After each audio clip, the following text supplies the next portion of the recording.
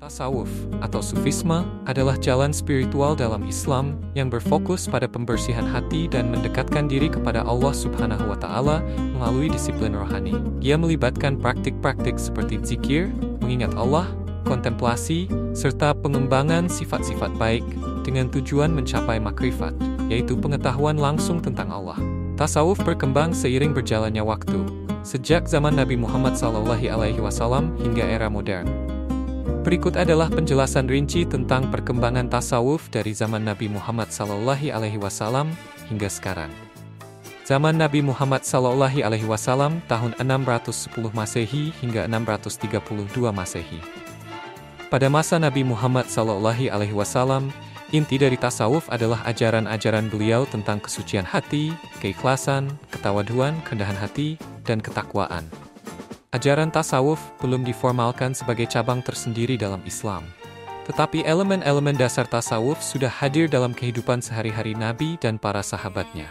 Mereka menjalani hidup yang sederhana, penuh pengabdian kepada Allah, memperbanyak ibadah, dan menghindari hal-hal duniawi.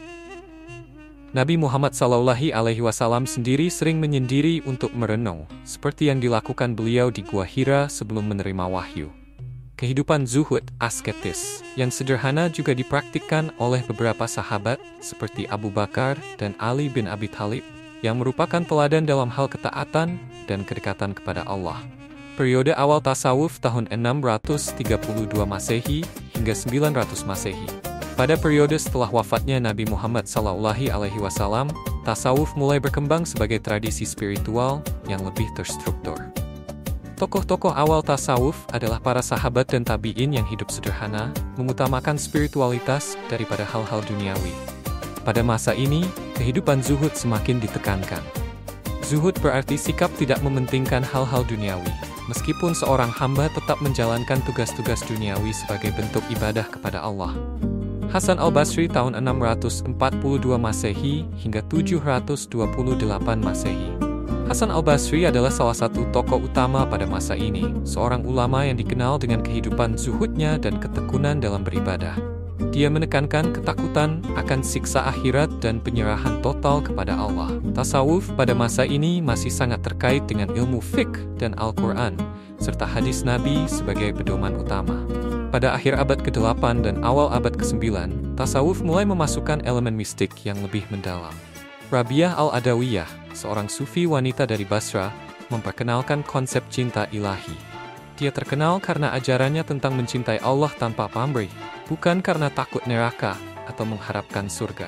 Periode klasik tahun 900 Masehi hingga 1200 Masehi.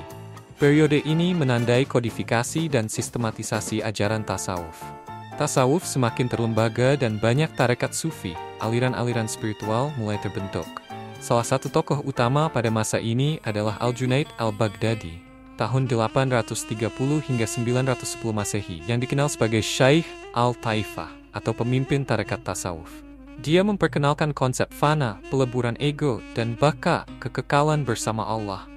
Menurutnya, seorang sufi harus melewati tahap fana, yaitu menghilangkan ego dan keinginan duniawi sebelum mencapai baka, keadaan di mana sufi hidup dalam kesadaran penuh akan kehadiran Allah. Al-Hallaj tahun 850 Masehi, sufi kontroversial pada periode ini, dikenal karena pernyataan mistisnya yang terkenal, Ana al-Haq. Aku adalah kebenaran, yang dianggap oleh banyak ulama sebagai klaim ketuhanan. Al-Hallaj dihukum mati karena dianggap menyebarkan ajaran yang menyimpang. Meskipun dalam tasawuf, Ana al-Haq dimaknai sebagai manifestasi ekstase spiritual, di mana dirinya merasa telah melebur dalam wujud Allah. Zaman keemasan tasawuf tahun 1200 Masehi hingga 1600 Masehi. Pada periode ini, tasawuf mencapai puncak perkembangannya dengan munculnya banyak ulama besar yang mengembangkan tasawuf sebagai sistem yang lebih terstruktur dan tertulis. Al-Ghazali tahun 1058 hingga 1111 Masehi, seorang ulama dan filsuf besar, memainkan peran penting dalam menjembatani tasawuf dengan ortodoksi Islam. Karyanya, Ihya Ulum al-Din, menghidupkan ilmu-ilmu agama, adalah salah satu karya monumental dalam tasawuf. Al-Ghazali mengintegrasikan tasawuf dengan hukum Islam dan ilmu kalam, teologi Islam, sehingga tasawuf menjadi lebih diterima oleh ulama-ulama mainstream. Ibnu Arabi tahun 1165 hingga 1240 Masehi adalah tokoh lain yang sangat berpengaruh dalam tasawuf. Dia memperkenalkan konsep wahdat al-wujud, kesatuan eksistensi, yang menyatakan bahwa semua realitas adalah manifestasi dari Allah.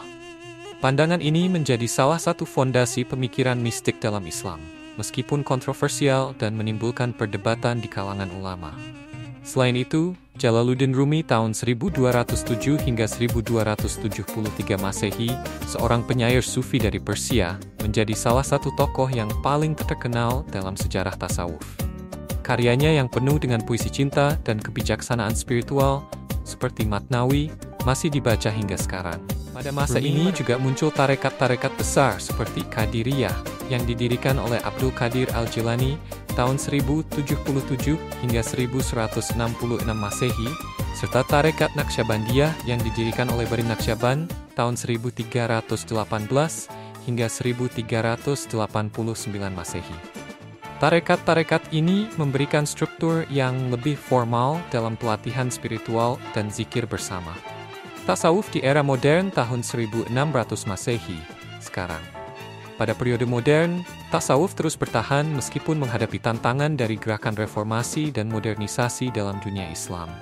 Muhammad Sallallahu Alaihi Wasallam Ibn Abdul Wahhab pada abad ke-18 memulai gerakan Wahhabisme yang mengkritik banyak aspek tasawuf, terutama yang berkaitan dengan pengkultusan wali dan praktek-praktek yang dianggap tidak sesuai dengan tauhid murni.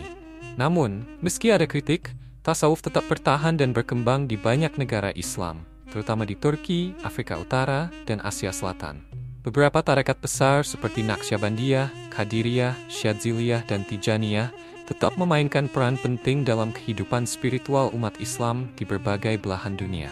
Tasawuf juga mulai mendapatkan perhatian di dunia barat melalui karya-karya para penyair sufi seperti Rumi.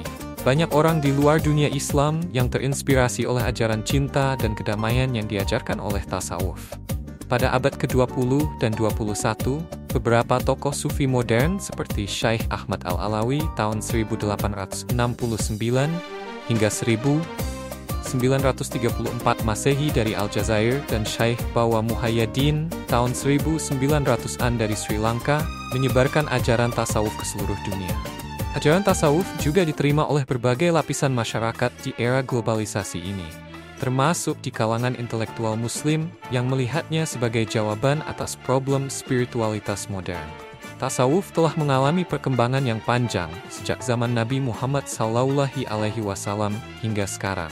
Dari awal yang sederhana, di mana Nabi Muhammad SAW menekankan ketakwaan dan kebersihan hati, hingga munculnya para sufi besar seperti Al-Ghazali, Ibnu Arabi, dan Rumi, tasawuf telah menjadi jalan spiritual yang menginspirasi banyak orang. Meski menghadapi kritik dari beberapa kalangan, tasawuf tetap relevan di dunia modern sebagai jalan untuk mencapai kedamaian batin dan hubungan yang lebih dekat dengan Allah.